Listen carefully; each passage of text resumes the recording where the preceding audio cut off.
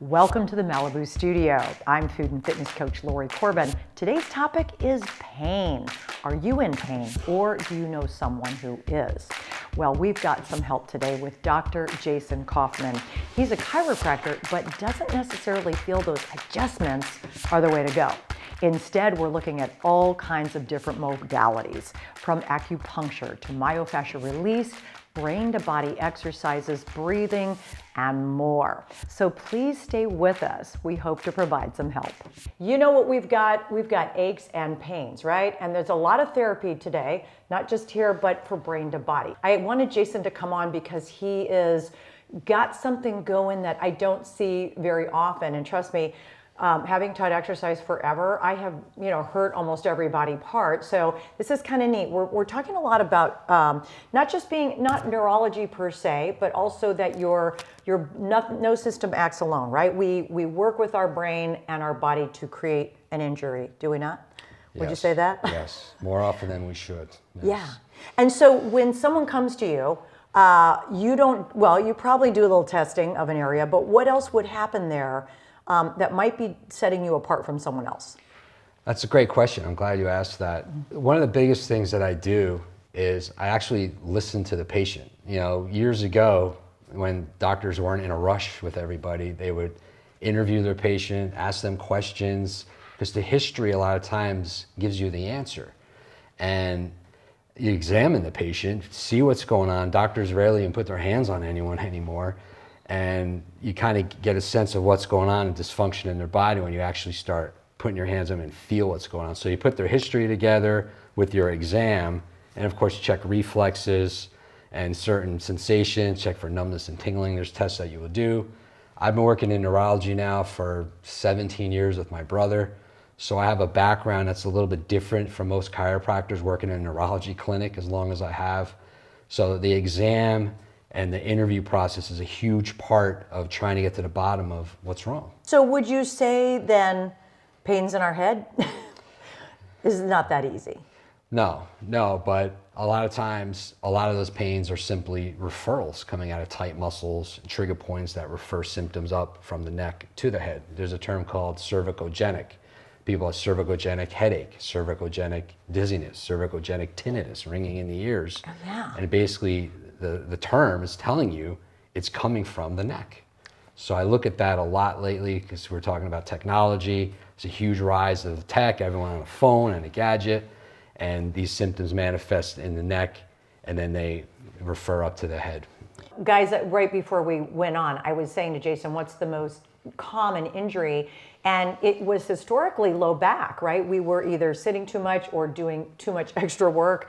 And maybe our abs aren't as strong as they would be. The core should be strong, and it's not. So the low back took the pressure. Yeah. But now it's neck, right? Yeah. You see it all the time. Every time you travel, every time you go out to eat, look around, see what people are doing. Their heads are down. They're in a gadget, and more often than not, they're going to start rubbing their neck or stretching their head because they're feeling that, but they're not really doing anything about it. So I, of course, like to point that out to my patients and give them things to do to prevent trouble, down the road. Right. And I'm going to guess it's not necessarily, do 3 sets of something with a weight, but you're going to do something more, it's not esoteric, but it's more of a gentle, like maybe a wall angel or, yes. Not that I'm telling you, you tell me. What would you prescribe for a tech neck human maybe? Well, that's a big one. Wall angels is a good one as long as your shoulders are okay. A lot of pull exercises, rows, rear delt flies. You want to work the back side because everything in our life is down out in front of us. Rounded shoulders, head down, even without the tech, cooking, cleaning, driving, taking care of a kid, everything's down out in front of us. Even the work that I'm doing, I have to do a lot of these things because I don't want to have a big rounded upper back. Yes. So you want to work that backside, rows, flies, and those wall angels is a huge grouping right there to prevent trouble. Talk to me about, we would call it tennis elbow, but I'm betting it's pickleball elbow. Isn't that a huge one now? Yeah, pickleball is a big one, and I know people love it, and I have a lot of patients in my office because of it. And you hate to be a Debbie Downer, but you gotta be realistic. If you haven't been active for 20, 30 years, you don't just jump into pickleball or really any sport or activity. But it is one that's creating a lot of shoulder injuries, back injuries, knee injuries. There's a lot of articles now. It's starting to percolate. You're seeing it in the news that there's a lot of ER visits now due to pickleball. Right. And the docs that I know in the surgeon world, they're doing a lot of surgeries as a result of overstretching the shoulder, or they tear up their knee because they're just not ready for it. It's not a bad thing to do, but just like anything else, you got to work your way up to playing sports like that if you haven't been doing anything. Right. Do you know who got pickle elbow? Me. That would be me. Okay. I did. And who's been fit forever? Well, that would be me. But this is not something I did in my everyday life. Right. It's an unusual motion. The racket's pretty light. The ball's very light.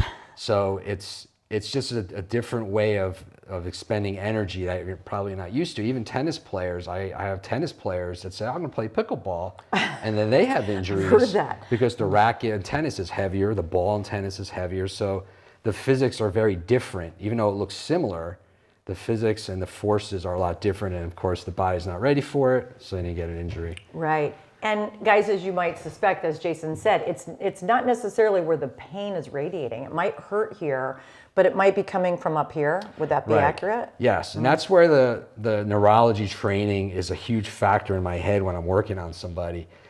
Yeah, you got to look at the patient's symptoms. You want to examine the area they're complaining about, but then you got to think about why. Why is that a symptom?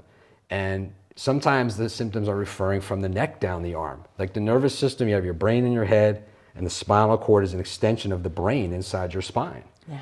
So the nerves out of the neck go down the arms all the way to the hand, and then the low back go down the legs all the way to the feet. So a lot of times we want to look at the source of the nerves, not just the area where they're feeling their symptoms.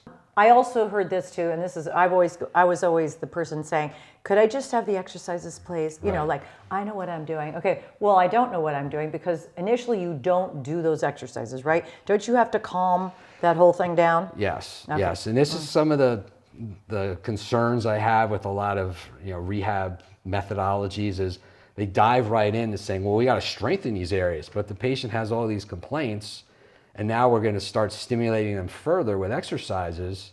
And I'm a gym guy. I practiced in health clubs for years. I got a bachelor's in health and phys ed.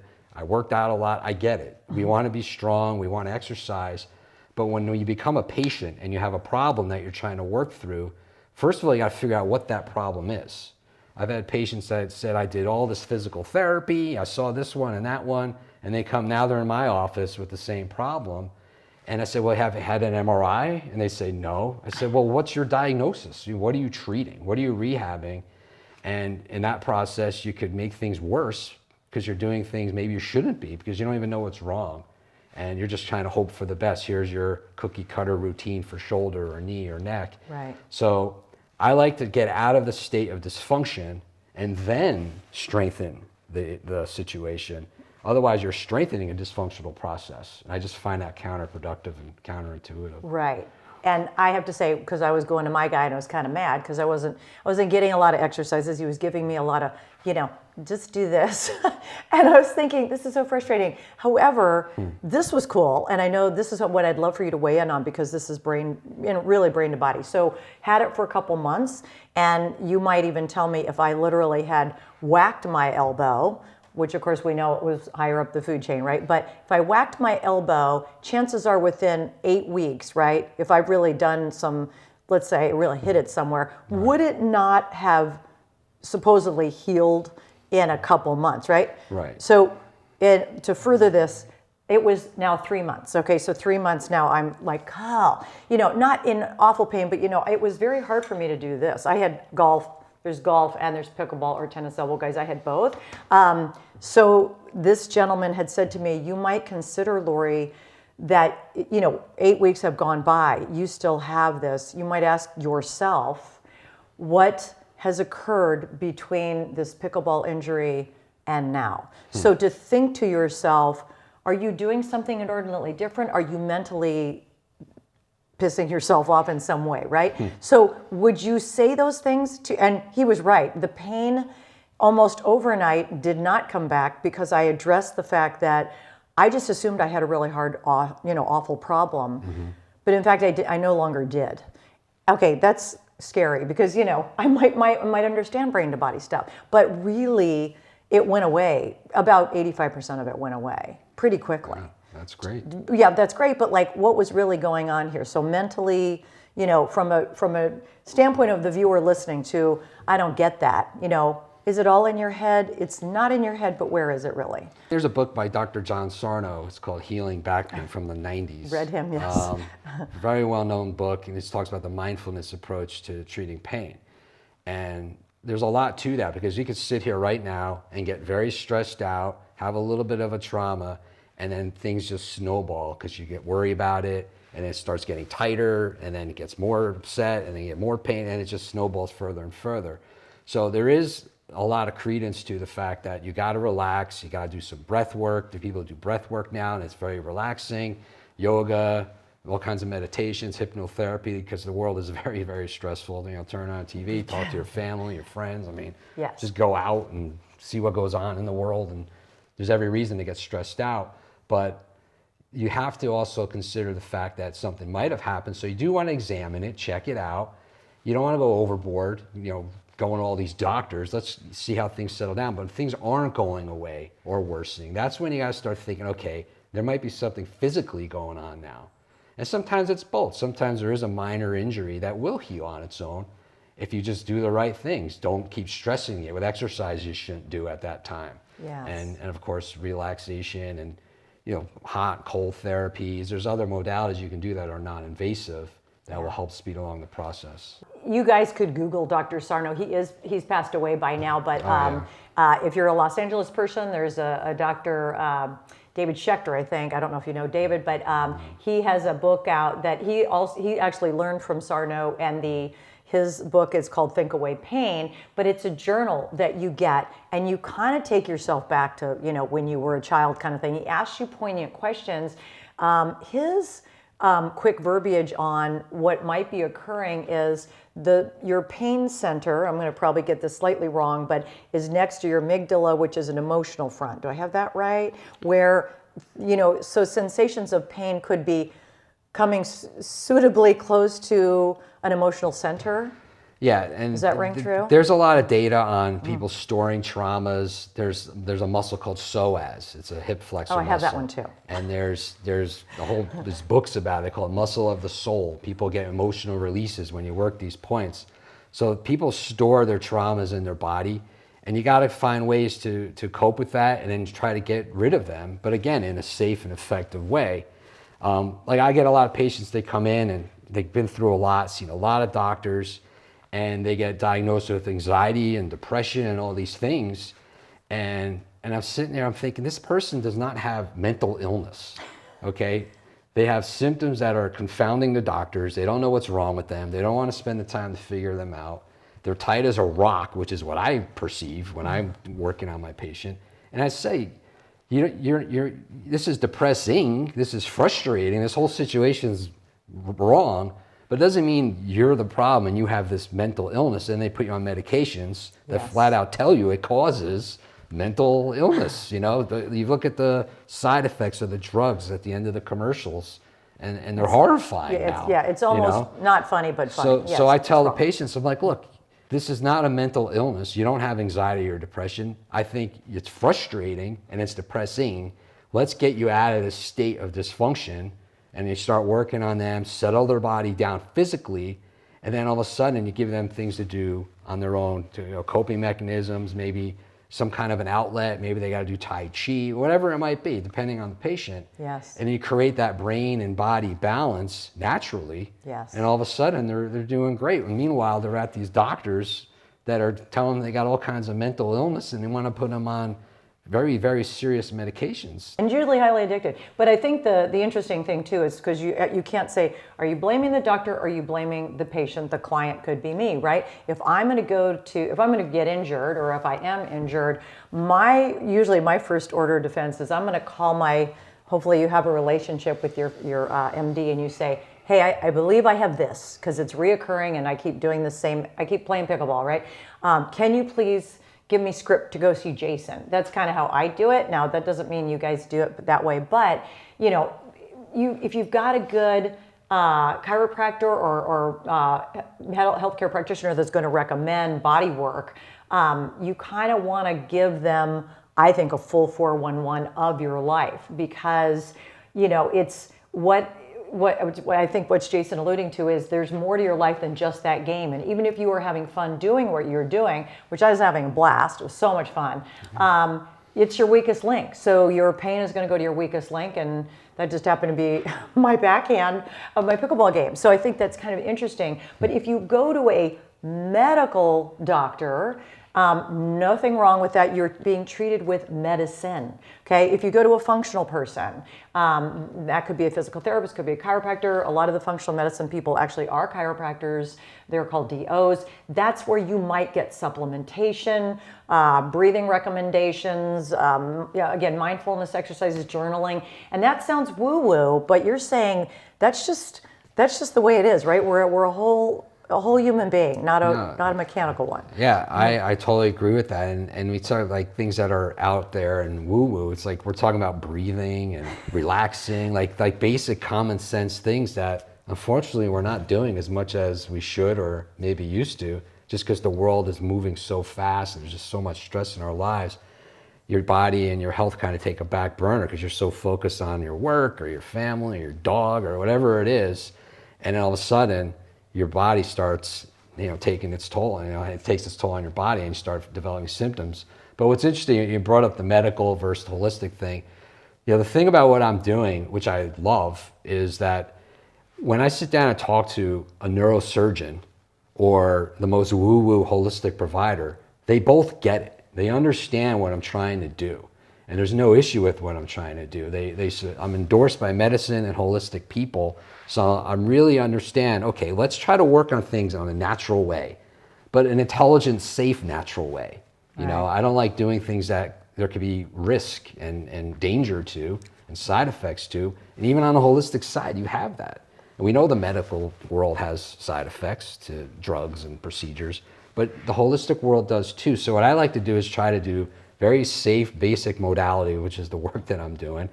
And then after a visit or two, if it's not working, okay, well, let's get an MRI. Maybe we need that spine specialist or even a pain management doctor if they need an epidural or something really is going on in their spine. So that's where I think you want to do no harm, whether you're a medical person or a holistic person. And you got to think about, putting yourself in the patient's shoes. What exactly would you really want out of this provider today? I know what you do, but what would you want done for yourself as a provider? And a lot of times I think everyone is trained in what they do, so that's just what they do, and it's kind of cookie cutter for the people that come through. So you want to tailor everything to everybody. Always start small with natural holistic things, but you got to understand when they're not working, when it's time to say, okay, we need to get that scan or maybe some blood work or whatever it may be. So Jason's giving you the ABC protocol. Don't jump into, don't go to the osteopath, right away. Okay, I've got a torn meniscus. That doesn't mean you have to have surgery. Could be, right? But sometimes people can do the work. But I do think, I've heard this, there's a podcast guy, Tim Ferriss. I don't know if you know Tim Ferriss, but no. He wrote the 4-Hour Work Week, and he's quite a cool guy, but he's fit and whatever. And he had a guy on his podcast about how there's a panic. There's like a name to this where you go and get your MRI, or you got something else, an X-ray or whatever you got down, ultrasound. And then it's this fear of what it says. Okay, yes. So if 4 different medical people look at the same MRI, you might get 4 different responses given what they say. Most likely that's what will happen. You can get an MRI on anybody that's over 40, and you're going to find all kinds of things going on. Right. You got this, you got that. Yeah. But the bulk of these things are manageable, and you just got to go to the right people that aren't going to say, oh my goodness, we have to operate or we have to do all these crazy things because it's foreign to you. It doesn't mean that it's harmful and it's a serious situation. People get degeneration, arthritic process, even have disc herniations. Tell me, because you mentioned your brother is a neurologist. Yeah, so who goes to a neurologist then? Well, neurology, he's not a neurosurgeon. People ask that a lot firsthand. Okay. They ask, is he a surgeon? No, that's neurosurgery. And I work with several in Scottsdale, and there's one in Marina Del Rey, because sometimes we need them. Yes. But no, neurology, it's really interesting. It's a lot of brain numbness and tingling, strokes, is it stroke or is it TIA? You get MRI to see. He has a lot of the memory loss, dementias, the Parkinson's, Alzheimer's, seizure patients, migraines, tons of migraines. Oh, geez. MS, complicated disorders. Right. But his job is to really figure out what is the diagnosis. People come in with a litany of symptoms, and he tries to figure out what's wrong. So that's where I think the MRI thing came up in my brain a lot, getting that extra imaging, because we're trained as chiropractors to X-ray. And you don't see a lot on an X-ray. It's old technology. Right, you see yes. bones in space, and it's radiation. You don't see discs, nerves, spinal cord. You don't see any of that on an X-ray. Right. So I'm not a fan of X-ray at all. I say let's treat naturally and then get into an MRI if we need to. Okay. But so again, having that exposure, working in a neurology clinic as a chiropractor, it's going to make you think a little bit more about what you're doing with somebody's spine, which is housing your nervous system. Fascia, guys, is basically like it's not even a wetsuit in your body. It's sheaths and sheaths of connective tissue. Jason will tell more, but it runs through your system with muscles and tendons and bones. And so it's not just, right here and then there's skin, but it's kind of woven. And Yes. it may be the reason why you're hurting is not a bone or a muscle. It might be the fascia. Yep. Absolutely, yes, yes. It runs the length of the body, the spirals, diagonals, and planes. They all attach head, hands, and foot, literally connecting everything to the body. That's why they call it connective tissue. And the way I treat it is a little bit different as well. I'm more of a acupressure approach rather than to get in there and real deeply rub it with elbows and knuckles. Yeah, I don't believe in trauma as a treatment. Fascia, it's only a little skin of the body on the inside. Yeah. You want to be gentle with it. It's got to be treated, but you want to treat it in a gentle way to take tension off the rest of your body. When you do foam rolling, somebody gets on a PVC pipe or the one with the spikes sticking out, and it's like, no, it doesn't want that. It wants soft, right? Yes, yes. Be nice to the soft tissue. I never understood these rollers. I wasn't trained in those back when I was in school, but it became a staple. And that was another turning point with what I was doing as a doctor. We had patients coming in, and they had all kinds of restless legs and neuropathies down their legs. And those of you that roll know the IT band is very sore and tender. And when you roll that, it's really, really burning. And that's not the fascia, that's a nerve screaming in pain, because there's a nerve just beneath the skin right on the side of your thigh called lateral femoral cutaneous nerve. And people roll that with this hard roller with all their body weight on top of it, and they're literally injuring that nerve. Yes. And when you look at the anatomy, you got to think logically, okay, how do I want to treat this? And that's why I love those soft rollers and those soft balls. Yeah, it's nice to have a little pressure on there, but you got to have some give. It's soft tissue. You want to treat it nicely. We don't want to be so aggressive with it. So that's one of the uniquenesses of the work that I'm doing with my hands is I try to be gentle with the work that I'm doing. I don't like getting in there with elbows and knuckle scrubs and pressing really hard. I like to meet resistance. I love this model when I talk about what I do, because sometimes people ask me, why don't you adjust patients? And you say, but you're a chiropractor. So this is a great model. I didn't color this. It comes this way. Every single red and blue area you see on this spine, if you zoom in on it. So you zoom in on this here, you see the neck here. This is the back of the head. We're looking this direction, okay? It's the back of the skull. Every single red and blue dot you see here, all the way down here, all the shaded areas are muscle attachments. There's 36 muscles alone in your cervical spine, your neck, pulling and yanking on that spine. And you think about our heads moving all over the place, you need a muscle to take it in each direction. So we have all these muscles pulling on here. And by the time they end up in my office with some neck pain or headaches, these muscles are tight as a rock. So rather than ignore that and try to adjust the spine, I say, leave this alone, okay? Your life is inside of here. See this red thing in the front on both sides? That's your vertebral artery. And if you look real closely at it, you can see how it weaves through all these vertebrae. It's along for the ride with every move you make, every whiplash injury, every second you're in bad posture, pulling your head down like this. This artery takes on that force.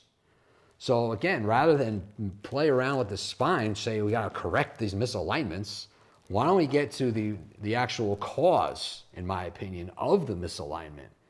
So there's a safety issue with the adjusting the spine, but if you don't wanna listen to that discussion, It doesn't make any sense because this is the deepest thing inside your body, and on top of this are hundreds of muscles pulling and yanking on it, creating the misalignments we're supposed to be correcting.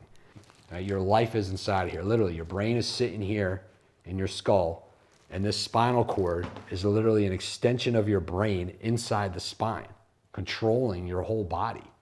So we don't want to be messing around with this too much. We want to get as much stress and tension off of it. What I'm trying to demonstrate here is to show you how the fascia system and the meridians of acupuncture are very similar, if not the same. I never understood acupuncture until I learned about fascia. How does putting a needle in some part of my arm or my leg help somewhere else in my body? It's just energy going through the body. And when you look at these charts, each colored line represents one continuous piece of fascia tissue. And they all connect in the foot, hand, and head. Okay, each colored line. Now this is the back of the patient. So these are actual fascia tissue pathways. And then you look in the middle at this acupuncture person here. On the left is the back, the right is the front. You can see the face there. So you can see these lines, these are the meridians. They're very similar, if not the same, to the fascia pathways. And then here we are in the front. Okay, here's the front of the body. Again, each colored line is one continuous piece of fascia. And then we look at your model in the middle there, the meridians of acupuncture are very, very, very similar. So it helped me understand how we're moving energy through the body when we're doing acupuncture. And I started working with acupuncturists very closely in Scottsdale and Malibu. I do to this day, because now I understand it. It's a great modality that's moving energy through the body, but now I understand why and how. Okay, it's not just energy magically going through the body. There's a pathway, and this fascia system is that pathway. But what happens is, by the time they find me, they're so full of tension, these pathways aren't going to be conducting energy very well. And a lot of times people say, yeah, I did acupuncture, it didn't really do anything for me. Well, you're tight as a rock. How are you going to move energy through that body? So what I do is, with the work that I do, gently apply pressure to the fascial planes, the meridians. They relax, everything opens up, and now we can move energy through these meridians a lot more effectively, and the patients get a much better result. A trigger point's that concentrated area within a tight muscle, a knot, so to speak, and they're tender to the touch. Now, this is a great chart. The most common one, and this is in 1983 they documented this, is the trapezius muscle, the traps. And then word for word, they say the muscle must often be set by myo-fascial trigger points. Number one, the traps. And that's because we use our head so much. And this is before the phones and the tablets and all these things. So these X's here, X marks the spot, is showing you where this trigger point commonly occurs. Now, again, you might not know about that point unless someone touched it. You say, whoa, that's sore. I had no idea. But if you don't treat this or treat it properly, you develop this, a wraparound tension headache or some jaw pain. And then what do? We go treating our headaches, go to neurologist, we need a brain MRI, we got migraines, all this stuff. Meanwhile, this trap is getting overlooked. And with our bad postures, our phones, our heads down all the time, this gets super tight, and then these symptoms start to develop. And you can see on this chart here, all these colored areas represent the referrals. Now, it's also important to know the referrals don't have to be pain. It could be itching and burning and numbness and tingling and hot and cold, wet, dry, tinnitus. Before we dive into aggressive treatments and therapies and get all alarmed, why don't we settle these down, relax these trigger points the same way I relax the muscle, because in the end, it's a tight knot within that muscle that is now generating referred symptoms because it hasn't been treated or treated properly. Here's my takeaway from talking to Dr. Kaufman. Just because it's in fashion doesn't mean we should do it. We want to take a common sense approach to most everything that we do in life, especially exercise. Do see a professional if you are in pain for a long period of time. But as he suggests, don't rush into pills, don't rush into surgery, and don't rush into any sort of crazy kind of protocol. Take a look at some of the tried and true ways to relieve pain, and do go slowly. Know that you first want to relax and relieve tension before you get into some exercises to strengthen something that might be out of whack. That's what I've got for today. I hope you enjoyed the show. As always, please DM me on @LoriCorbinTV. Let me know what you'd like to see more of and that you like the show.